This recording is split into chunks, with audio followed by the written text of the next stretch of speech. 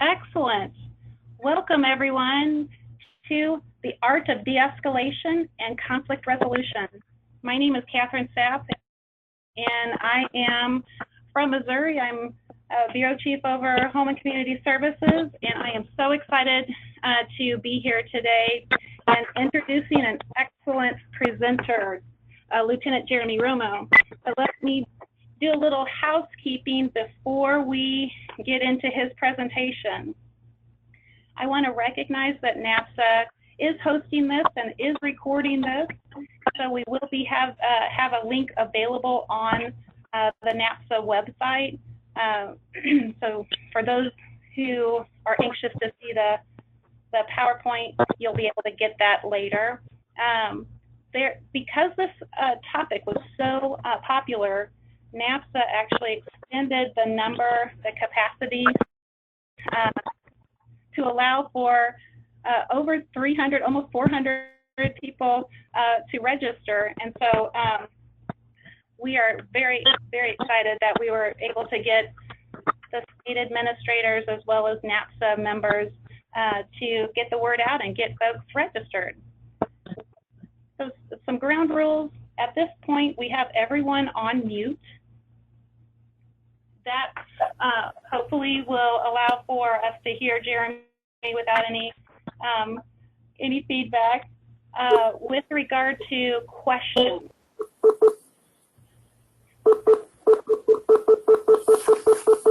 there might be some beeping going on.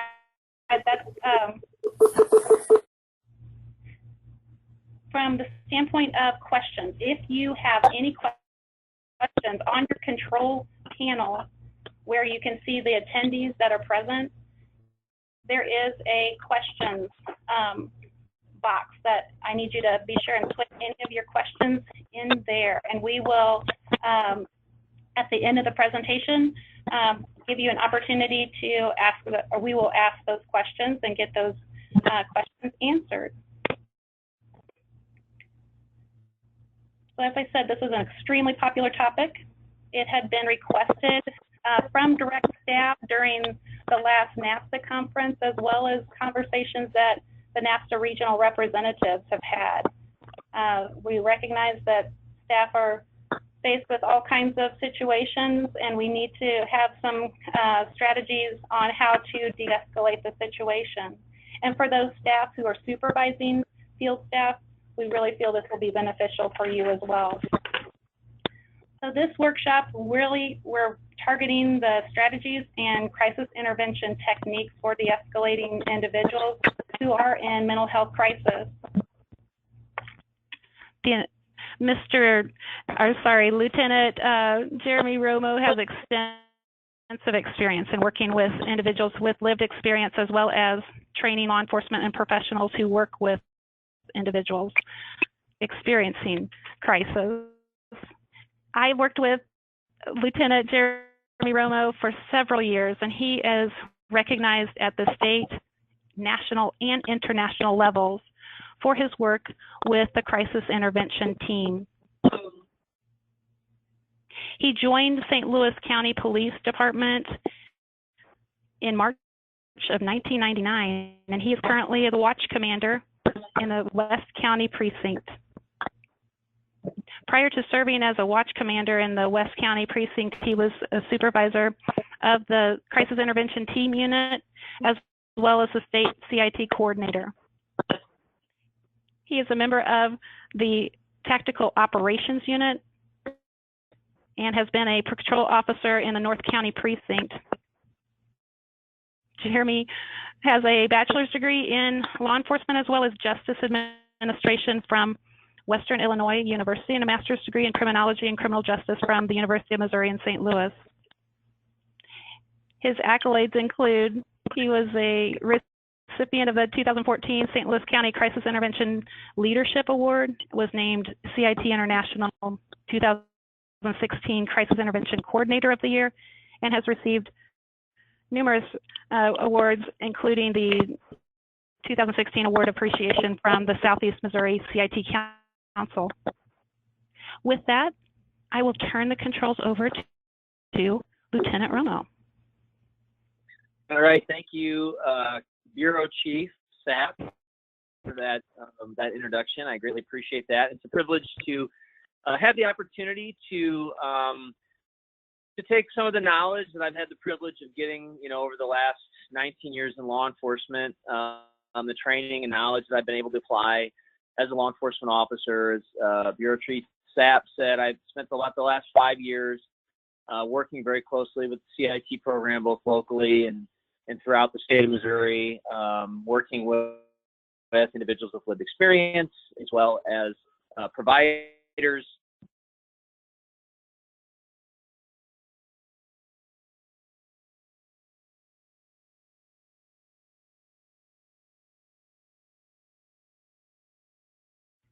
Lieutenant Jeremy, are you there? Let me text him. I think he might have accidentally got himself off the phone. One moment, please.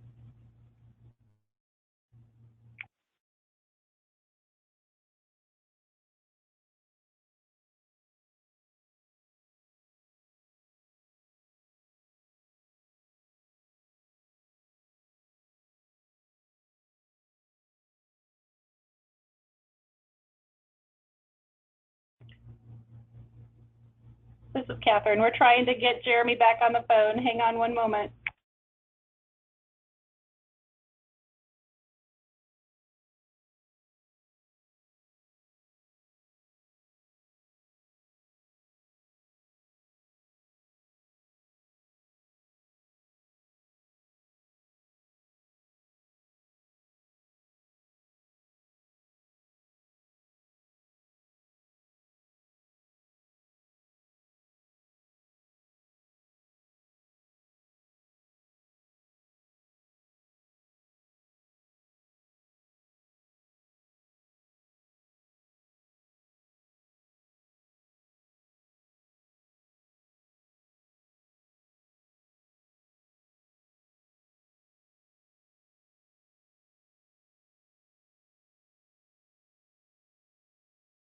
He accidentally fell off. He's trying to call in right now. I apologize for the technical difficulties.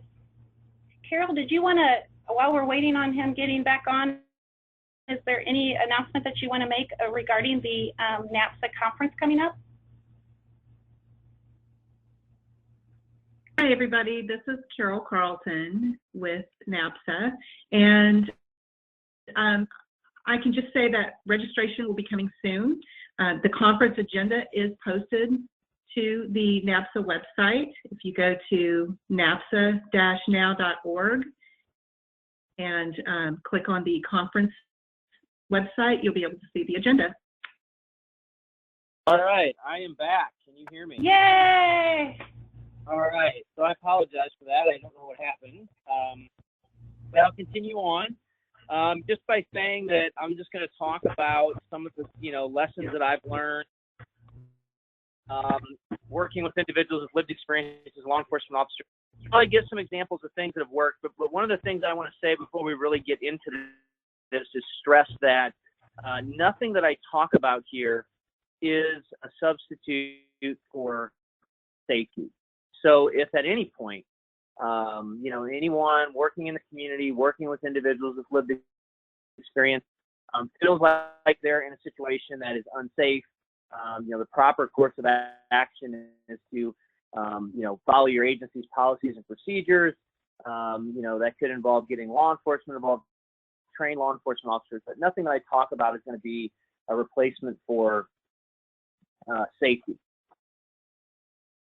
All right, so it's Catherine, it is not allowing me to advance the slides. Okay, Carol, can you help us out? Let me go ahead and send you the link to be a presenter again. So you may have to go ahead and click the link again and rejoin on the website of it, since we lost you before. Okay.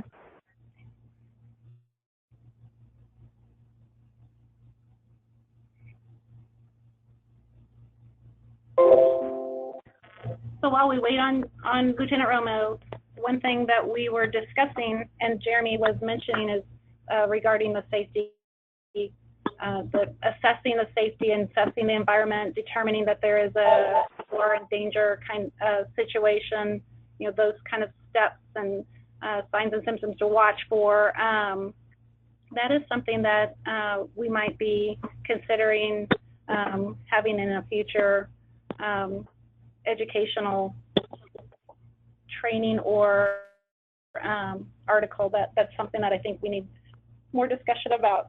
I'm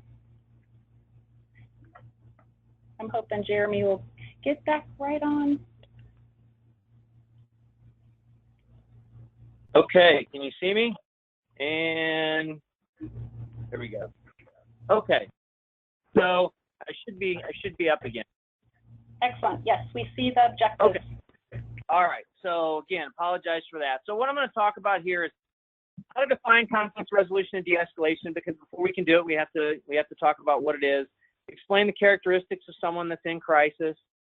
Talk about the appropriate responses to an individual in crisis, and then talk about the benefits of applying conflict resolution and de-escalation in the workplace, whether that be with the clients that we're dealing with, or it could be with our coworkers, and actually in the workplace.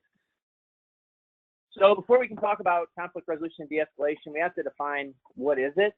And so the definition that I usually use is that it's recognizing and diffusing and controlling aggressive behavior by using crisis intervention, by trying to communicate with individuals while we're trying to understand that individual's attitudes, their emotions, their behaviors, and what they're going through. And there's a lot of benefits to utilizing conflict resolution. It increases our effectiveness in the workplace. Obviously, in the work that I do as a law enforcement officer, the work that a lot of you do as clinicians and working in the community with individuals with lived experience. If you're not good at communicating with people, if you're not good at dealing with and de-escalating individuals in crisis, which is probably a lot of the folks that you're dealing with, you're not going to be very effective at your job. And so it's an important skill for us to have as individuals working in the community with individuals that are in living with different types of behavioral health issues and are often in crisis.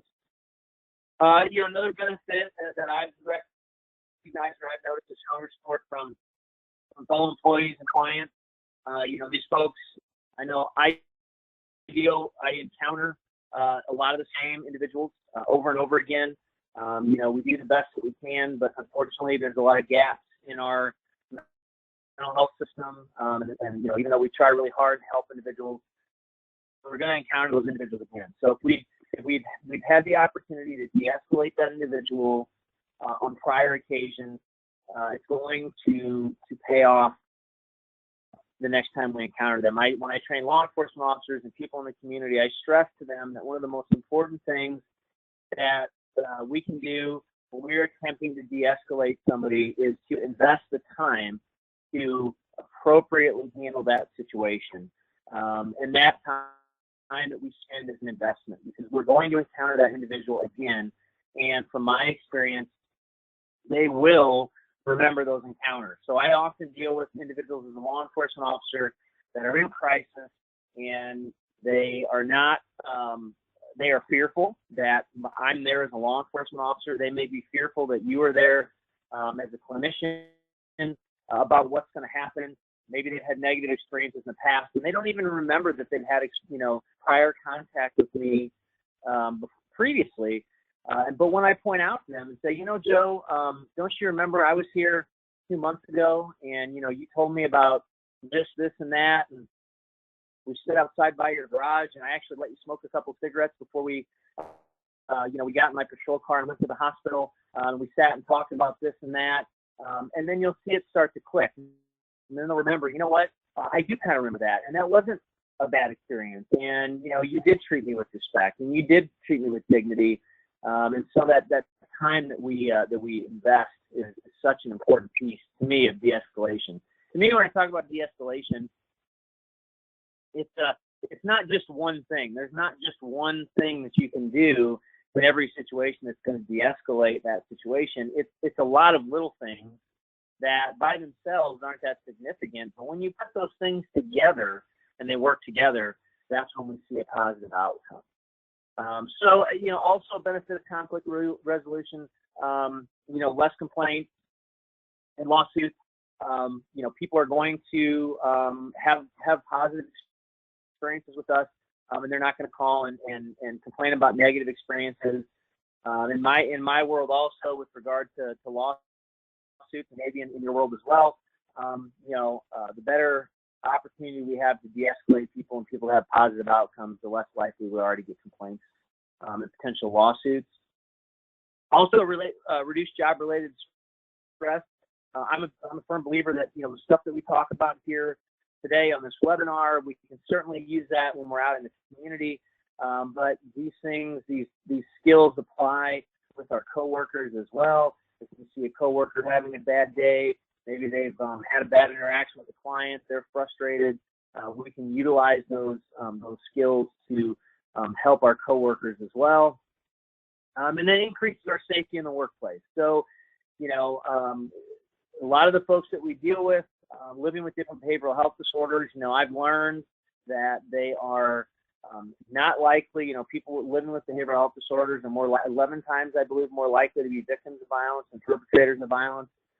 They're no more likely to be violence in the general community. But when someone is in crisis, that potential is certainly there. And so I've learned as a law enforcement officer that anytime I have to put my hands on somebody, there's potential for that individual to get injured or hurt. There's potential for myself to get injured. And so any situation that I can invest the time to de-escalate verbally, that's better for everybody involved. So there's a lot of benefits to investing the time to de-escalate these situations. So when an individual is in crisis, again, the definition I use for behavioral crisis is an episode of mental or emotional distress that's creating instability and danger, and it's often considered disruptive. It's disrupting the community, it can be disruptive to family, friends, coworkers, and it can certainly be disruptive to that individual as well. So I'm going to play a brief video here that kind of illustrates what someone looks like when they're in crisis.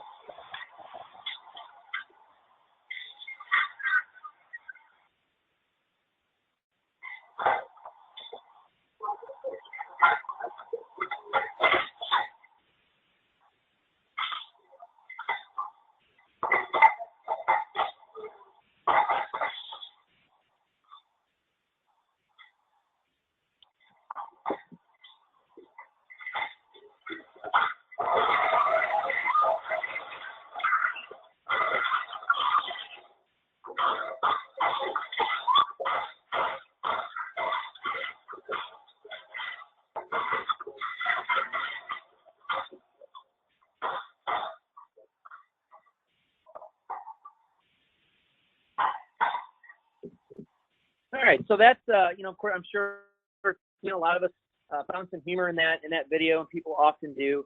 But I think that certainly shows just that definition of this is an individual that is experiencing mental or emotional distress.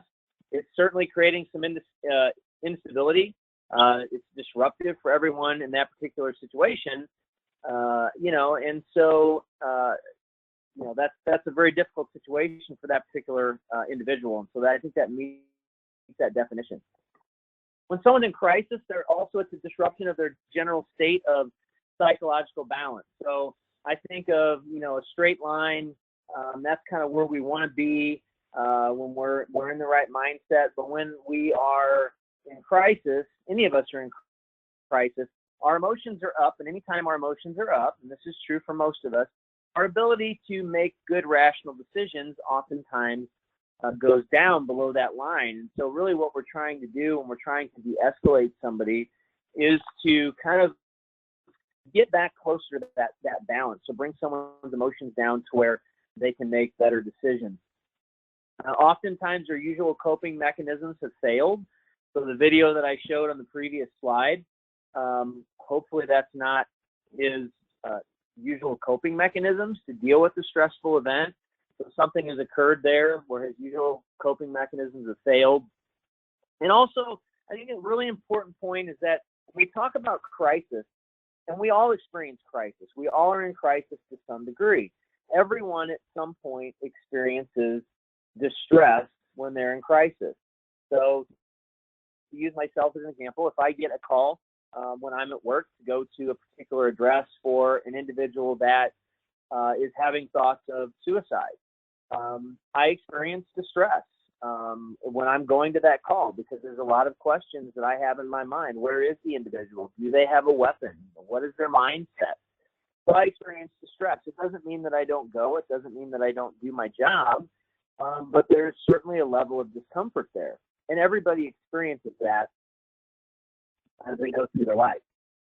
Other individuals will experience impairment. And so when people are in extreme states of crisis, they will experience both psychological and physiological changes in themselves. So the physiological changes that they will experience are things like loss of fine motor skills, tunnel vision, auditory exclusion, things of that nature when they're in an extreme state of crisis.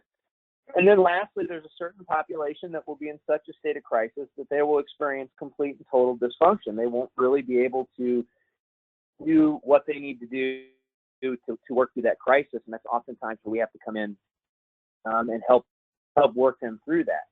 One of the things I think that works when I train law enforcement officers that I have to stress and why I have to spend time talking about this is that law enforcement officers and also I'm sure a lot of people on this call, on this webinar, are very good at dealing with stress because you are probably very in tune to positive self-care strategies, and you have a stressful job. So with experience and years of doing this job, you learn to handle crisis situations very well.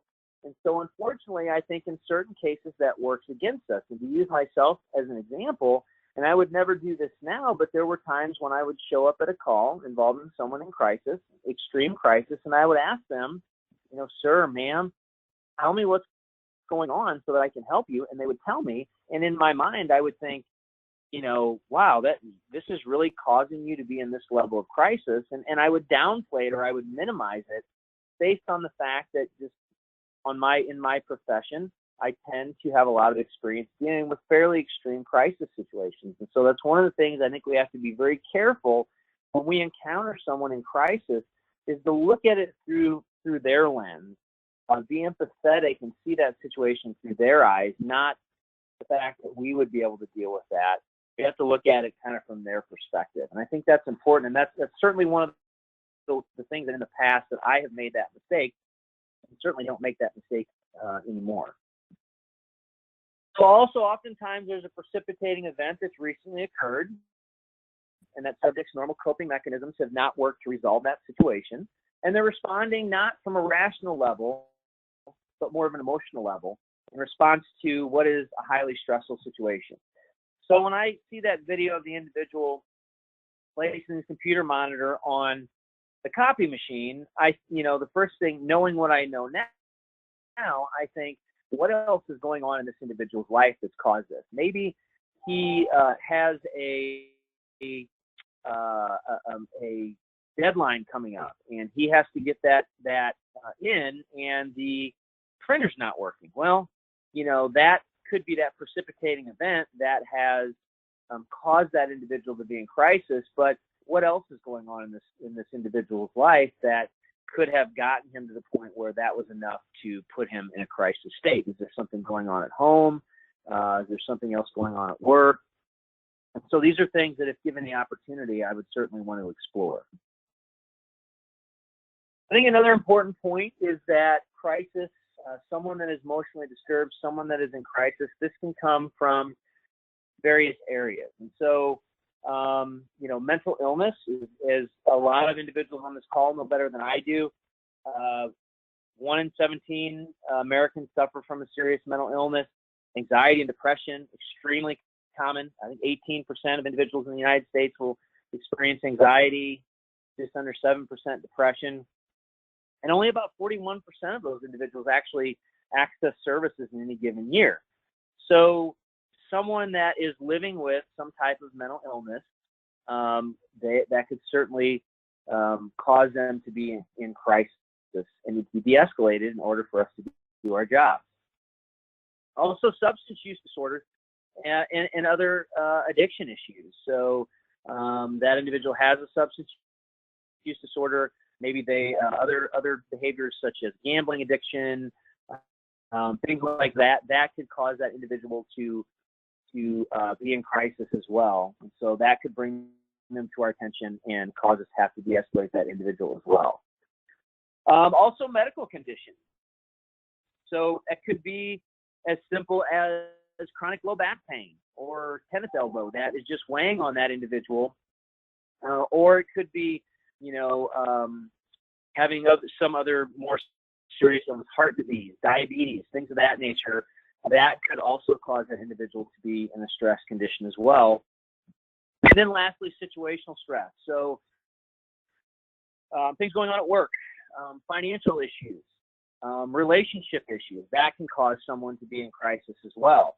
What I think is important to note, though, is that oftentimes, at least from my experience, it is a combination of these things that person is experiencing when they come to our attention. So an individual could be living with some type of mental health disorder. For example, they're living with severe depression, but they are accessing services and they are getting the help that they need, and they're dealing with that very well, very effectively.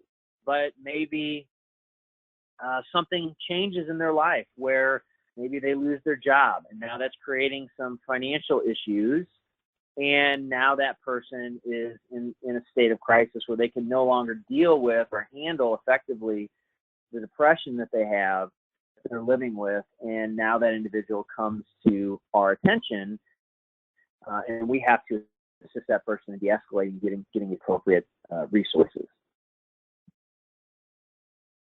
So some things, common signs of agitation when someone's in mental health crisis, and things like raising their voice, high-pitched voice, rapid speech is a pretty common sign, pacing, sweating, excessive hand gestures, fidgeting, shaking, someone balling up their fists in an aggressive manner, maybe erratic movements, an aggressive body posture, they become verbally abusive. So if we see these things, clearly that person could very well be in crisis. A couple of things I think, too, that I always like to mention here. One is pacing. So I know law enforcement officers have a tendency to be uncomfortable with pacing. And I think there are some clinicians that I work with that makes them uncomfortable as well. But I think it's important that we look at the context of that pacing. So if I'm in somebody's residence and they're in extreme crisis and exhibiting some of these behaviors and they're pacing, now I'm probably not going to allow them, or if I'm a clinician, I'm going to discourage them from maybe pacing into their kitchen, because I know as a law enforcement officer that if someone's in crisis, there's a lot of things in a kitchen that can hurt me. Or in their, back deeper into their home where I don't know what's there. That may be an issue that I have to deal with.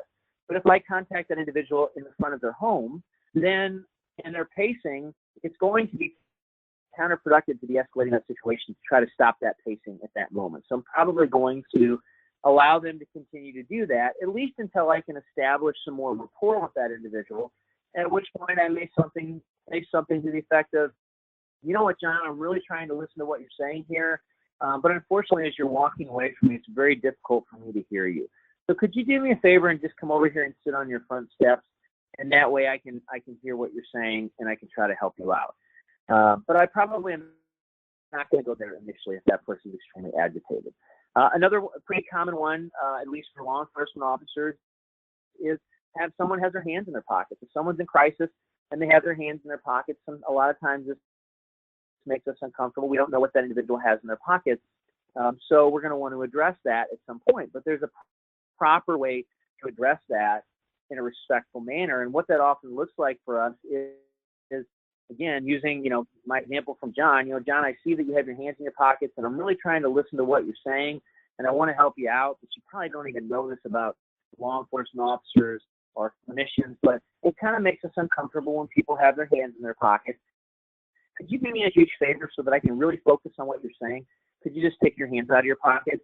From my experience, 99% of the time, that individual is going to take their hands out of their pockets like they're on fire and apologize and say, I am so sorry, I had no idea. And I'm going to respond with, you know what, and you would have no way of knowing that. But you know what, I really appreciate you doing that.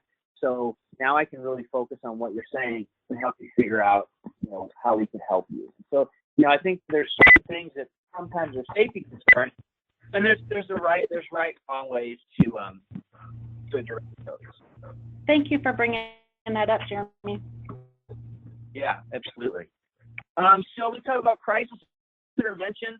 I use a definition that I took from the University of Illinois. It's a process to assist individuals in finding safe and productive outcomes to unsettling events. And essentially that's what we're trying to do. We have encountered an individual in the community that has something going on in their life that is unsettling for them, and we want to help them come up with a positive outcome and get them in a better place in their life. And so to me, that's a pretty good definition of crisis intervention. And I kind of mentioned earlier how important time is. And I know as the law enforcement officers I work with, a lot of us on this call, we tend to be type A personalities. We're in this work, not because of the money, but because we truly want to help individuals in our respective communities. And that is our motivation for doing this job. And so what we often do is we want to jump into that problem-solving mode because we genuinely want to help that individual get in a better place. But I know I have to catch myself doing that at times and kind of pump the brakes a little bit and realize that every time later to offer suggestions and problem solve, what that individual needs me to do right now is they need me to listen. And effective crisis intervention is not something that can be rushed. We have to be willing to invest the time in that situation to resolve it. And because as time passes, the individual's anxieties reduce, it increases their rational thinking. When we show up on those calls, whether it be a law enforcement officer or a clinician, they are bringing other actions with those groups to that situation. And so they probably have some anxiety that the last time that this agency was here, this happened, and I didn't view that as a positive thing. So their anxiety is high. Or as a law enforcement officer, because there's a lot of negative views of my profession right now, if I show up, that individual is thinking, great, the police are here, they're going to drag me to jail.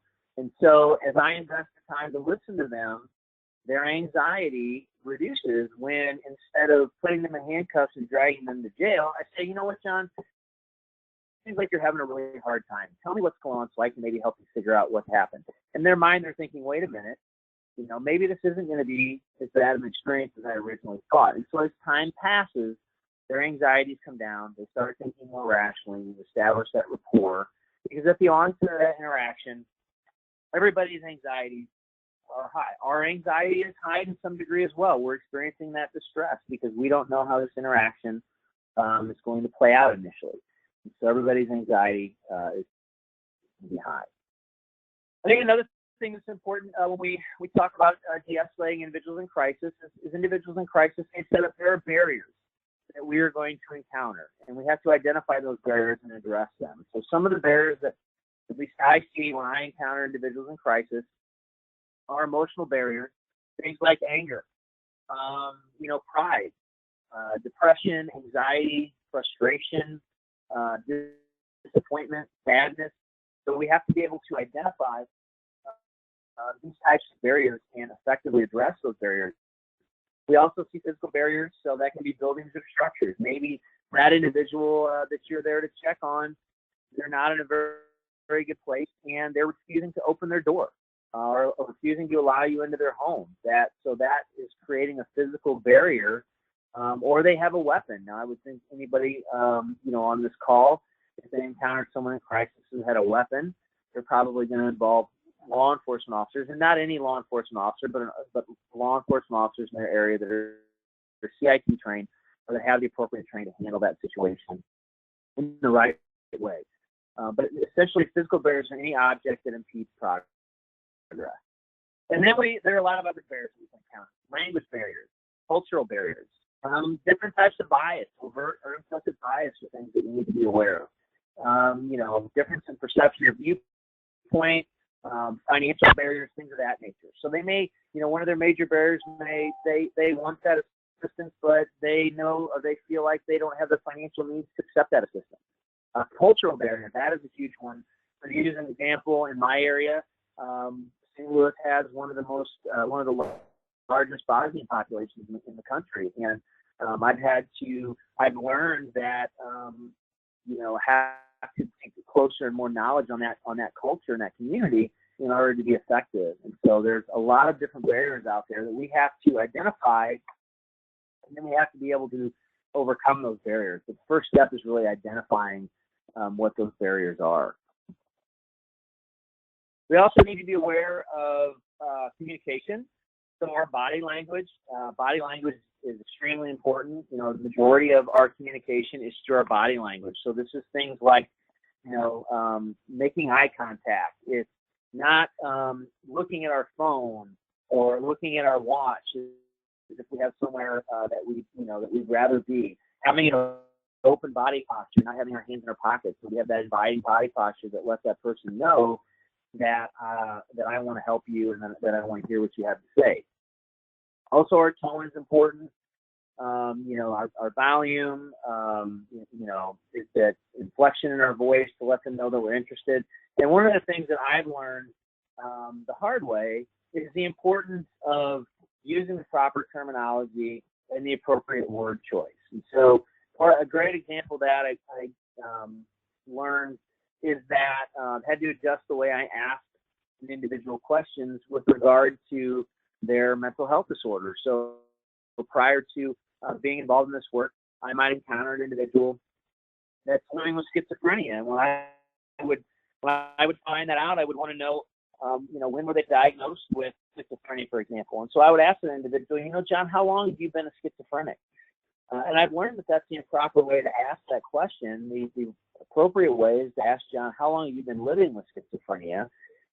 Because the second way, I'm not defining that person by their illness. When I ask him how long have you been living with schizophrenia, I'm letting him know that I believe there's more to that individual than just that illness.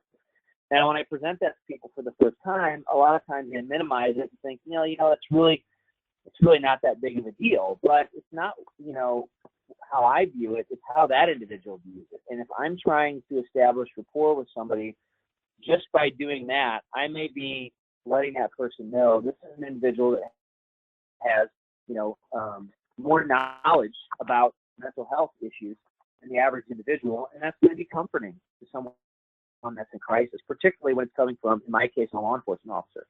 So it's important that we have the proper body language. With regard to tone, I always try to speak to that individual where I want them to be. So we talked about, some of the signs of someone in crisis would be speaking rapidly, rapid speech, loud speech. I always try to talk to that individual where I want them to be. And it's amazing how if I'm consistent with that over that time that I'm investing in the situation, eventually the person will de-escalate and start to model my voice characteristics. And so it's something if we're consistent with, that's one of those small pieces that can help us with that de-escalation process. So your voice, the way you say something is more important than what is said. So our tone of voice, as I mentioned before, our demeanor, that projected sincerity is the more important than any one thing that we will say. Because in a lot a lot of cases, we don't have a lot of information about that individual, and they're not willing to provide us with a lot of information. Maybe this is our first interaction with that person, and so we're trying to find something to talk to that individual about, and we may say the wrong thing. I oftentimes, when I train law enforcement officers, I use the video of officers are talking to a man that's getting ready to jump off of a bridge, and he asks in a very sincere way, do you have any family? And he's saying that as a way to try to find some common ground, something to talk about. Well, the individual that is thinking of jumping off the bridge responds with, my mother just died.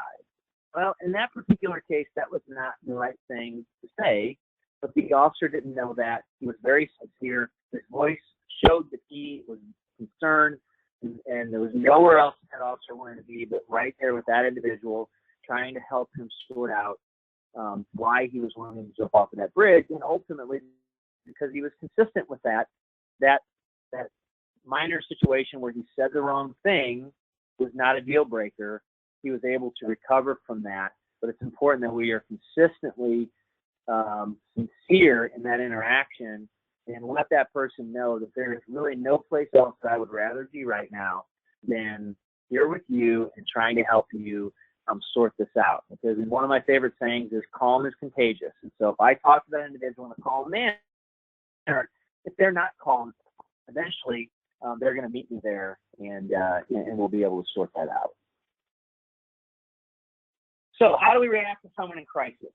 One of the most important things, I think we have to conduct ourselves with integrity. Right? We have to do the right thing even when no one else is watching. I think that's really important for all of us in society to make sure that we're doing that.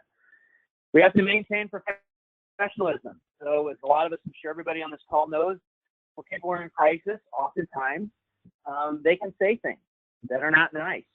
And so it's easy for me to say maintain your professionalism, so that good judgment, that polite behavior that's expected from a person like us, all on this call that are trained to do a job well.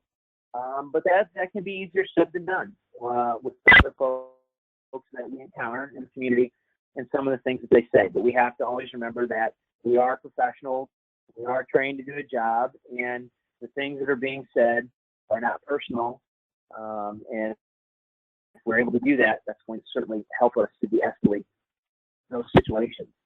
And along those same lines, we have to maintain that self-control. So when we're confronted with a difficult employee or someone in the community, the first step isn't to control their behavior, but to control our own behavior. So the only aspect of that crisis situation that we have 100% control over is really ourselves and our own emotions. We also have to conduct ourselves with maturity and respect the individual. So if we appreciate another person's sense of dignity, their self-worth, their curiosity, and healthy suspicion, and we're never going to be upset by people who initially challenge our authority. And so I see that all the time in my profession, where people have had negative experiences with law enforcement in the past. You're going to encounter people that have had what they view as negative experiences with clinicians, with different agencies that they've dealt with. And I think it's important that we acknowledge that and validate that, and be respectful of that, and then show them that we're going to do everything we can to make this interaction better for that individual. And if we do that, and that's not always easy to do, but if we do that and respect that and validate that initially, rather than get into an argument, then we're going to be able to de-escalate that individual. And so when we talk about de-escalation, so I kind of use this stair-step model, where the first step is to actively listen, to then be empathetic. We then establish rapport, provide information and support, and then if we have time and if it's possible within our agencies or within our job description, we want to follow up with that person. And you can see at the bottom of this that this is a process that takes time. And so let's talk about listening, a non-judgmental active listening. So the objectives of listening is to lower emotions, return that individual to normal, establish rapport, gather information, and encourage that behavior change to de-escalate that individual. So some different active listening skills that I think are important are open-ended questions. So we are trying to, like you said, it takes time to de-escalate somebody. So we want to get that individual talking. We want to get them expressing themselves. So I want to ask questions that cannot be answered with one or two word answers, with yes or no. Ask them questions that get that conversation going, compels them to speak. Explicit phrases, examples of that would be, tell me more about that. Go ahead, I'm listening. I'm interested in your point of view, things of that nature, just phrases that we want to throw out there that encourage that person to talk and let them know that we're listening. Minimal encouragers can be, I think, verbal or nonverbal. So things like, okay, is that right? That's interesting. I see. Or it can be nodding your head, or comfortable eye contact, or leaning forward in a chair to let that individual know that I'm interested in what they're saying and encourage them to continue to talk. Effective pauses. So in situations where that individual isn't speaking a lot, silence is uncomfortable. A lot of times, if I'm doing a lot of talking, I'm not getting a lot of response from that individual, it may be helpful to just pause for a moment. That individual may fill that silence with some form of response. Also, reflecting or mirroring, repeating back the last few words of the individual sentence. And then paraphrasing of content, paraphrasing of emotions. So this is just a restatement of some of the things that individual said. So before I respond to that individual, a lot of times I take the time to paraphrase what they've said. So let me understand, John, what I've heard you say so far. I've heard you say this, this, and this. Is that correct? Before I'll actually get into what I want to say. And that's just letting that individual know that I have been listening to you, so much so that I can repeat back what you said. Now, one of the potential issues with this that often happens is maybe we get it wrong. Maybe we're doing our best to listen, but that individual, or we get it wrong. Or one little piece of information we didn't quite comprehend, and so they call us on that as we try to attempt to paraphrase that back, and that could escalate the situation. They may say, that's not what I said about that.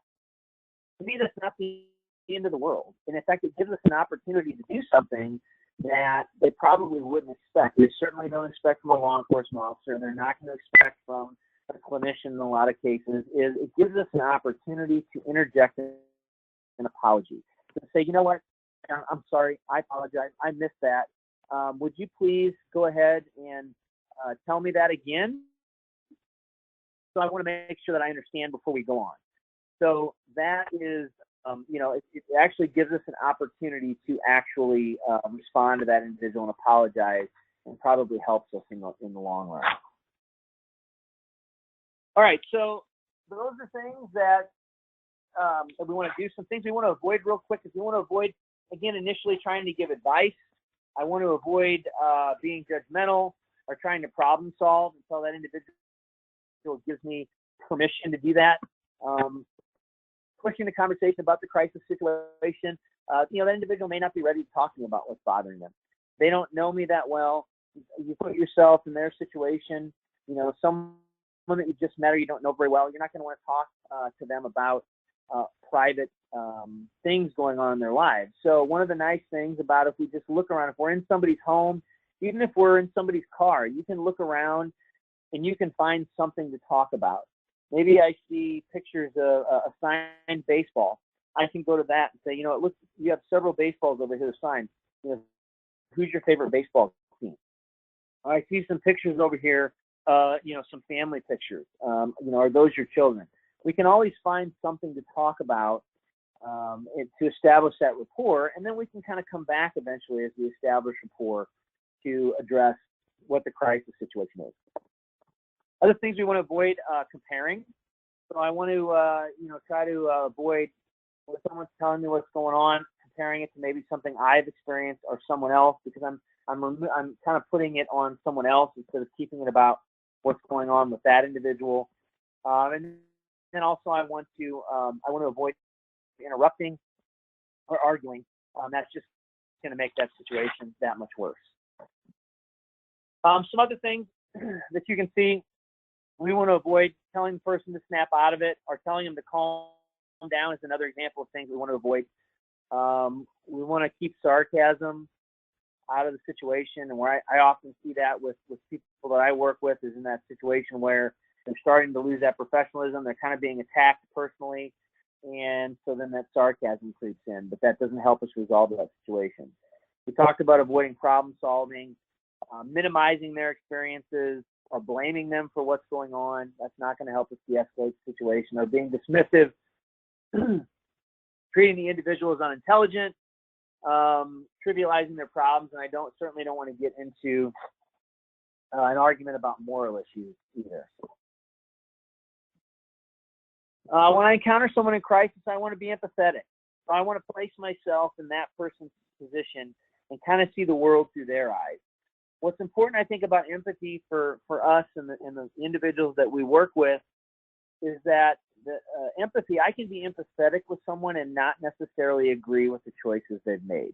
Because in a lot of cases, the people that I work with, the people that you work with, they have made a series of bad choices that have gotten them in that situation. And I don't want to agree with that. So an example of that for me is I work with a lot of veterans. And certainly if ever there was a group that deserves to be provided assistance, it's our veterans, it's people who serve. And so if I encounter a veteran that has an opioid addiction, is using heroin, I'm not going to say, you know what, Joe, it's okay that you're using heroin, right? Because Joe's made some bad decisions to get to that point. But oftentimes that individual, that situation started where they have honorably served, they've sustained injuries,